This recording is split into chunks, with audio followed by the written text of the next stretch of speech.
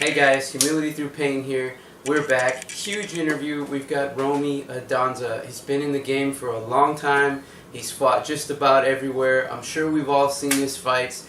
We all see him at the amateur events out here in Southern California.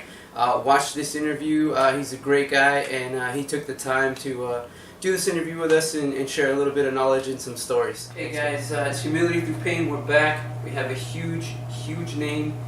If you don't know the name, you need to YouTube. You're probably new to Muay Thai. This is Romy, who's been around for Don't tell people to do that. He's been around for a long time. We're very fortunate that he made some time to talk to us and share a lot of knowledge with you guys. Romy, thank you. Just start off with your history. How'd you get into Muay Thai? Kind of just it kind of happened, Just yeah, I don't know. I mean, back then I think we all kind of stumbled into it. We didn't know what it was. It wasn't. Yeah, I didn't know what it was. First time I heard about what Muay Thai was, and then I forgot about it later on. So I had this friend, and he's like, "Have you ever heard of Muay Thai?" And I'm like, "Dang, we kick the shit out of each other in this shit." And he would bang his shin against mine. I'm like, "Man, what are you doing?" Yeah, that was my first. What's it called? That was a long time ago. That was, I don't know, years before I've seen a fight. Right. Yeah, I mean, my experience was. That was funny. I heard, man. I was at Fullerton Junior College. I took the kickboxing class, and my teacher was a woman, and she was like, "You guys are crazy. You really like this?" And I said, "Yeah, this is great." She's, "You ever heard of Muay Thai? You should do that."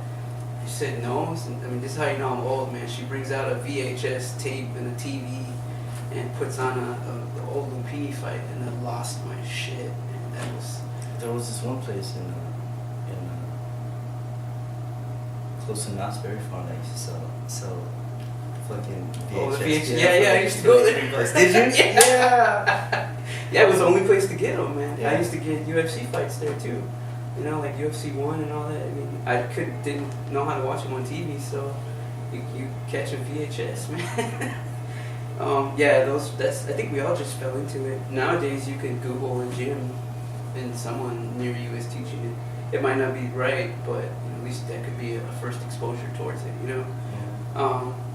What is it about Muay Thai that's kept you so passionate and still training and still fighting? And I mean, to be the name you are today, you've done a lot. You've been everywhere. But what keeps you doing it? It's still fun. Yeah. It's the only thing that. Oh, yeah. I've been doing this like throughout, like job wise or fun wise or whatever. It's one of the things I've done the longest. I think it is the thing I've done the longest. Like throughout life so far. Yeah, I know it has for me. Yeah, it's still fun.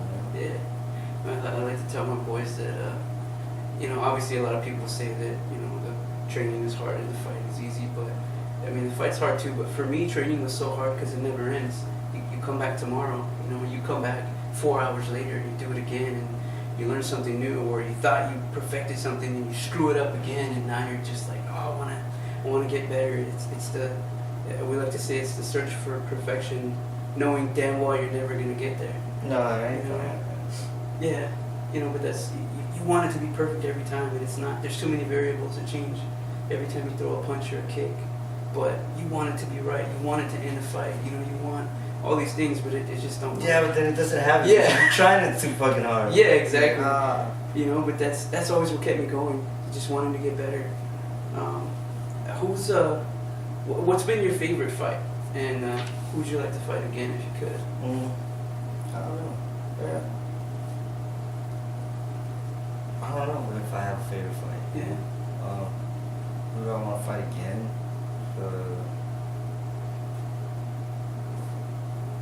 No, really. No? Yeah. Just whoever they put in front of you? Yeah, just whatever. I mean, that's a real answer. Some guys have that grudge match. I want to beat this guy again. I want to fight that guy again. I never really cared either. I would just show up. If I was lucky enough to not get knocked out, then it was a great night for me. Yeah. What's your favorite drill? Do you have a favorite drill, like kicks or knees, or any specific drill you love to run? I mean, I have a couple that just went I got a few, but I mean, I like rest now. Yeah. That's my favorite. Yeah. Break, you know? Yo. I mean, I got a couple of young fighters I train with, and I try to stay in shape and keep up with them, but man, the recovery takes 3 times longer than it used to when I was 20 something. Yeah. You know? Yeah. I mean, I pull the coach card sometimes and be like, hey, you go do this. I'm gonna drink water. Coming from Oyama, which is a team that's been around for a long time, and you've been an anchor for this team for a long time. You guys have been around. You guys have been OG, like triple OG. We were in other people's gyms, and we ended up at a church in a rec room, man. That was on carpet just like this, maybe a little rougher than this. And we had to take the bags down every Sunday because. I mean, every Saturday night because church was Sunday, and then Monday we show up, put the bags back up, And we always knew where to put the bags because there's always blood on the carpet from tearing your like, feet up. What is that smell? Yeah. What is that smell? We only had one mat. That was the clinching mat. It was one mat. If you fell, bust your head open, But you've been a really, really important part of this team. What's the importance of having a strong team? You gotta have a team, because they're gonna push you. Yeah. You gotta push them. It's good to have. It's great to have a strong team. Yeah. We used to pick on each other a lot when training started to suck. Hide each other in the water, stuff like that, just to kind of break the monotony. Talk a lot of shit. Yeah. But it was. You gotta fuck with each other. Yeah.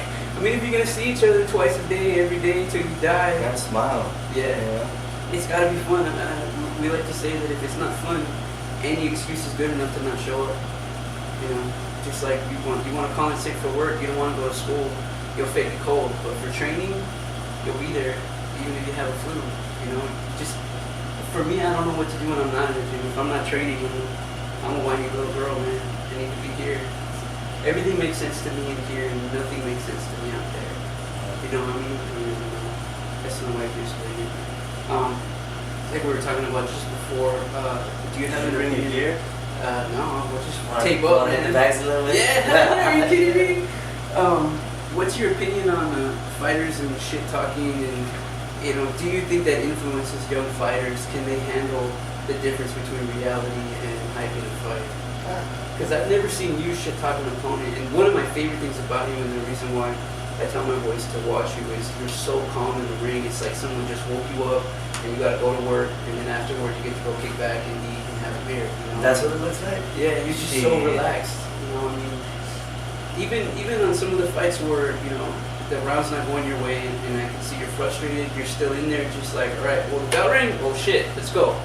And I love that you're in there like the ring is yours. Like they built that ring so you could fight in it that night, and not a lot of fighters can do that. It took me a long time to get comfortable with the fact that someone's gonna rip my head off. Well, I'm still not comfortable with it. Someone's trying to fuck you up. How do you deal with the nerves? For me, it was just once I would feel that first little bit of pain, I'd be like, okay, I'm home now. I know where I'm at. I'm used to this, but.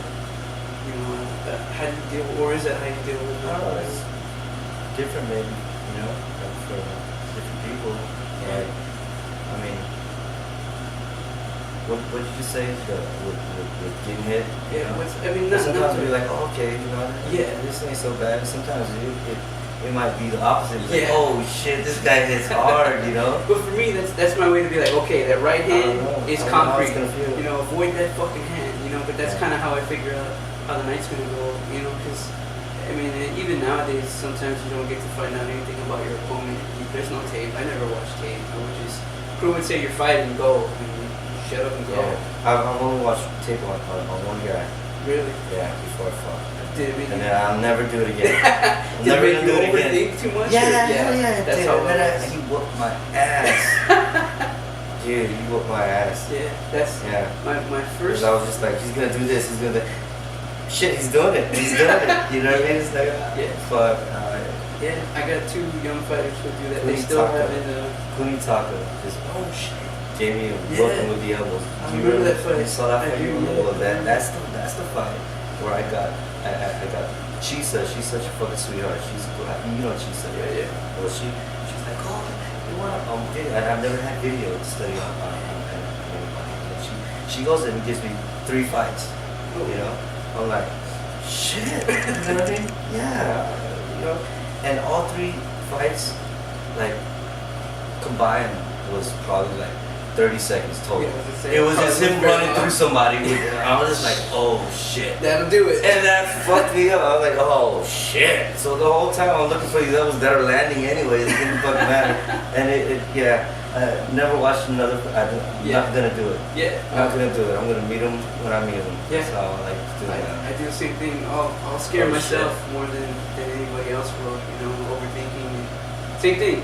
You know, I have 2 young fighters that do the same thing. You know, everything's fine. They step in the ring and it's just like, oh, shit, I'm in the ring, and then they forget everything. You know, but yeah, I mean, for me it was getting hit. For you, it seems like it's somewhat similar.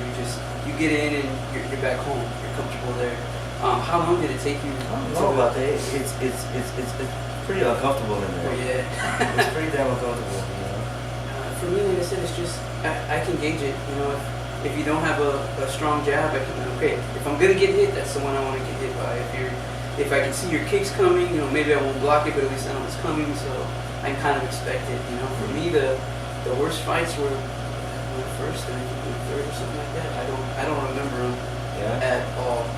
I don't remember going. You dreamt the whole thing. Yeah, the best nap Were you in I've slow ever had. motion or was the person flying in slow No, me. I would, you know. Just, I would hit him with everything, and it would just, and I'm just like that worst dream that every fighter has. Yeah. You know, and the last thing I remember was seeing a foot. I think that's it. But that was enough to scare the shit out of me to get back in the gym and really grind. How many fights have you had so far? But most of my fights were outside. Wow. Not street fights, but. I mean, it was tough to get fights back then. I had a few fights with proven failed. Yeah, there's a lot of fights now. There's a lot of promotions. Not anywhere near like when I first started.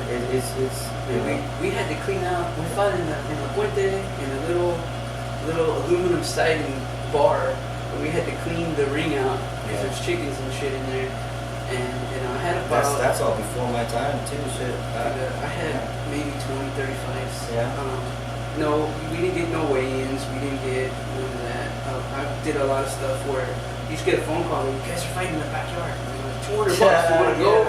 Yeah, sure. You know, and it was stupid. I'd kill my guys if they did it now. But back then, the UFC was just starting up too, and you fight a lot of wrestlers who are doing jits, guys. Turning jits now because jits is starting to become popular back in late 90s, and that's where most of my fights were. But I never had the opportunity to do other stuff. In New York is where the fights were growing when I had just started. I was seen up there. Well, back when I was doing it, we had just heard about it.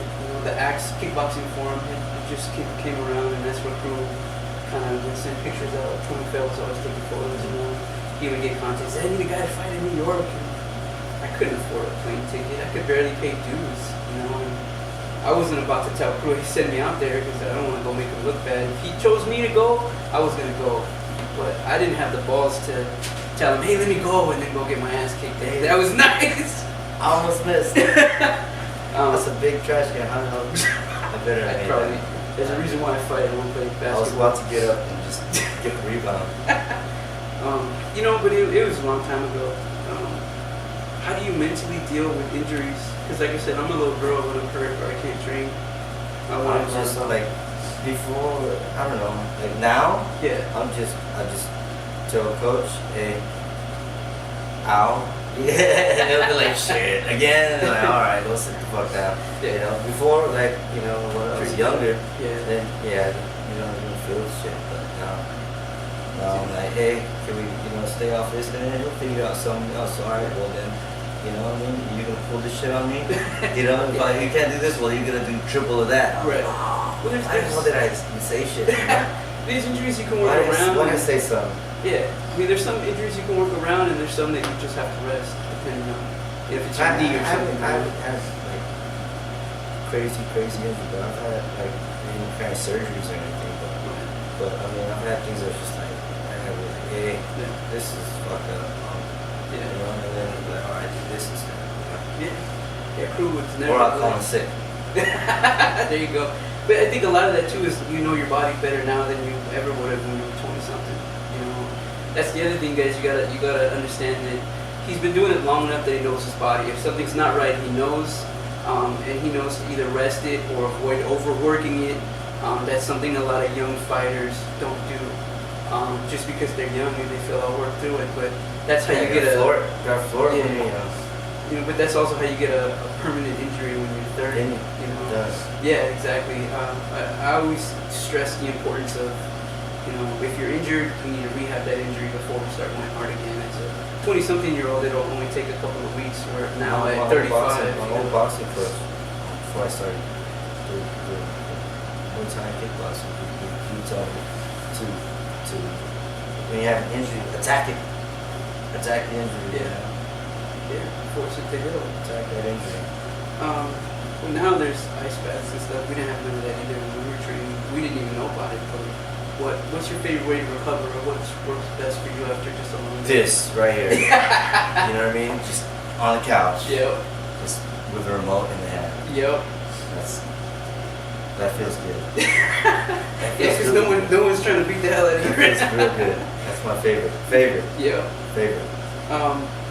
I mean, like I said before, we all see you at the amateur events. Do you have any advice for a young fighter? Like when I first talked to you, there was a young fighter that came up and thanked you for everything that you do, and he was just really excited that you said hi to him. I don't think a lot of people know, even especially guys like me that have seen you for so long.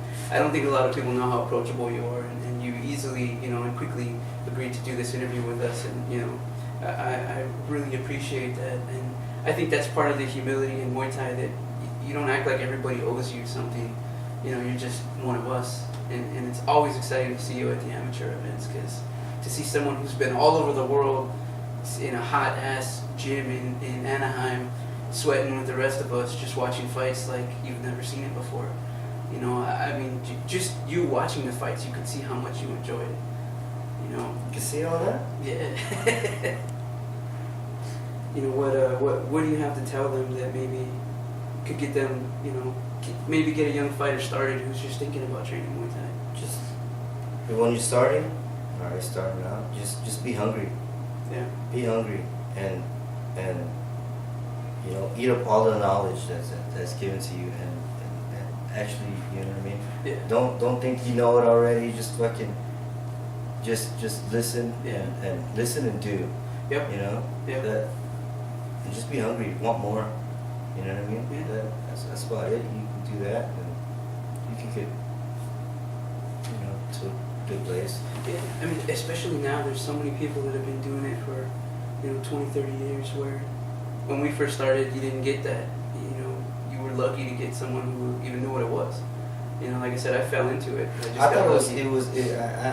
thought it was kick each other in the shin, dude. I never want to play that game. Yeah, there's no winning this. You can't win it. You asked how I ended up in the gym. A friend of mine was like, hey, this new boxing, it was LA Boxing at the time, down on Newport. That's closed now. Yeah. But that was the first gym I walked into to be like, what's going on? And it was empty. There was nothing in it. It was empty and just they put a good ass salesman there. Plus I'm kind of a sucker too. But he tells me, hey, come check this out. Like they train you UFC type fighting. Have you seen that stuff and this and all that, right? So I'm like, all right, let's check it out. They got boxing because I knew what boxing was. Right. So, they have nothing. It's just an empty fucking gym. And he's like, yeah, the ring's gonna go here, the bag's going here, da da da da. It's gonna be $300 a year. Oh, wow. $300. The prices back then, holy shit, right? Yeah. Anyway, so he's like, but here it is. Yeah. He's like, it's $200 a year, but you know what? If you both sign up, buy one get one free or some bullshit. So it'll be 150. It was like, or it was I think 300. I don't know. Who cares? I don't remember. But anyways, I was like, I got your back, dog. Let's split it. Let's go. Yeah. Let's split it. I got your back. And then that was it. Came back. I didn't come back till I don't know a few months later, but because they were like, hey, it's obviously not gonna fit. There's nothing here. But yeah, I went in. And then that's when I met, you know, a few people that I still know now, and they're still around, and still good people, and you know. Yeah, I've been fortunate to be exposed to really good people, especially Crew. You know, he really did. He really showed that humility and all that it should be like, and you know, you avenge your master and you follow this strict code, and you know, Crew showed me that you actually can. You're a follow ninja growing up. Yeah. What age were you a ninja? I think when I was like 4 or 5, I was a ninja, and then as I got older, there was like Ninja Turtles and Karate Kid, so I wore like all green and swear I was a Ninja Turtle, and we couldn't afford no costumes, so you know, I would just wear green and you know, go get some crayons or something. And Ninja Turtles that was it right there, you know. And then I discovered kung fu movies, and you know, like I said, Crew was the one that showed me that you really could live based on these 1,000-year-old ideals that martial arts are so attached to. You know, martial arts are so driven by these ancient philosophies that tell you just to live the right way. It's not that hard, just do it. You know, and that really, more than anything, that really stuck with me. And you know, like I was saying before, it's good philosophies. Yeah, you know, I've met a lot of people that don't know that there's any philosophy behind Muay Thai. They're just like, whoa, you just beat the shit out of each other, right? And I was like, well, yeah, but that's not where it comes from. That's just a relatively new portion of what Muay Thai actually is. I mean, what we know as Muay Thai, the sport, it's only been around since the 30s or 40s. So, I mean, the King was a big fan of Western boxing. He thought, shit, if they could do that, we could do that too. And boom, put up a ring, Ratchadamnan, and there you go. You know, so it's, once the sport started evolving and gambling got into it, it turned into what it is now. But it's still heavily tied to Buddhism, and you know, common sense and loyalty and humility. A lot of people, I think, don't know that for some reason, and that frustrates me. That's right now. Keep going. You know, it's frustrating for me. What's the reality of? I mean, back then it was different, but what's the reality of living on a Muay Thai salary, man? What's that like? Because I know we didn't get anything really. Yeah, well, it's getting better than how it was. But yeah. I mean, you talk about it being an art and all, you know, you're a starving artist. Yeah, exactly. You know? And you're doing it because it's cool, yeah. It's fun, you know. Yeah. But yeah, it's a struggle. It is. It's a struggle, but it's a whole lot better than it was, you know. Yeah. It's growing. Yeah. It's growing. There's more people watching, and there's more demand for it. So it's promotions, you know, now. There's a lot more. There's a lot more. It's like, yeah, you know. Yeah, it's exciting to watch it grow. Cool. What can we do as fighters, and I mean even as coaches? How can we grow? How can we do our part to grow Muay Thai? Just because I don't shut up about it.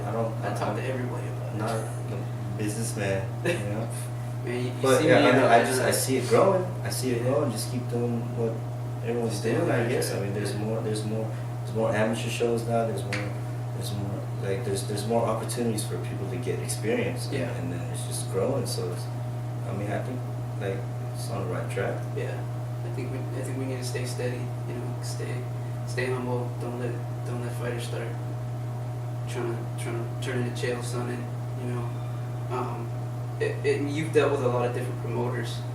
What can promoters do to grow Muay Thai, to make sure that it doesn't turn into something? They're doing it. They're doing it now. Yeah, it's growing. Yeah, I mean, we've had incredible experiences with the promoters now. You know, Muay Thai Ultimate, Muay Thai Global, Muay Thai California is a brand new one that we're working closely with. And really all that matters to them is that it's good Muay Thai. You know, you wear your shorts, you know, you seal the ring, you keep the traditions alive, and I love it. You know, I think we're on the right path. I think it's just going to take another few years of doing, like you said, the exact same thing. And, you know, don't let money corrupt it. Is my biggest fear. If we start making money, well, the money's helping it grow. You know, getting people in seats to watch it, the demand. Yeah. You know, but the demand's growing. There's all the shows are filled. You know. Yeah, it's surprising now to see how many people are at these shows. 200-300 people at an amateur event. You know, it would have been hard to do that at a pro event 20-30 years ago. Yeah. You know, What are your hopes for Muay Thai? Say in the next 5 years or so, or 10 years. I want to see us fighting at Dodger Stadium. I want to see big American Lumpinis. You know, I think Muay Thai is that exciting. I think it's more exciting than anything else because there's really no lull. I mean, you clinch and you're going to get dumped if you wait too long, or catch an elbow if you get sloppy. If that happens in 5 years, that would be nuts. Yeah, I mean that's what we're working really hard to get the name out, to get the promotions out. We want to be part of everything. We want to help. We want to play our part to help promoters, and we want to educate young fighters and what to do to maybe get to that spot. And when it gets there, how important it is to not screw it up. Well, this is probably going to help, you know. I mean, just getting out there. This is going on YouTube. Yeah. So many people watch that, you know. Yeah. I don't know. We're trying, man. I can't do business. Well, yeah, I'm an explorer. I'm not rich either. You know, what does humility through pain mean to you? That's obviously the name of our clothing line. Like I said, humility is the one word that describes Muay Thai to me. You know, what does it mean to you? Yeah. He's like a free T-shirt. No, humility, staying humble and learn how to stay humble because of pain. I think that's a dope ass.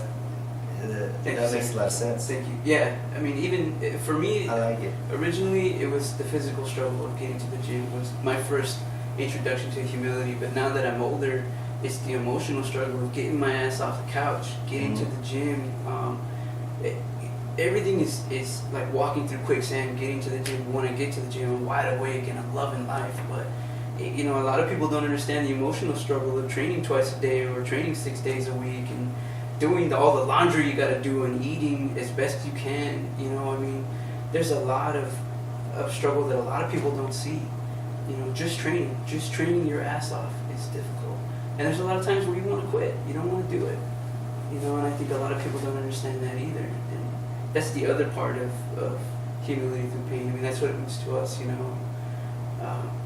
It's just, this is a difficult life that we do for fun.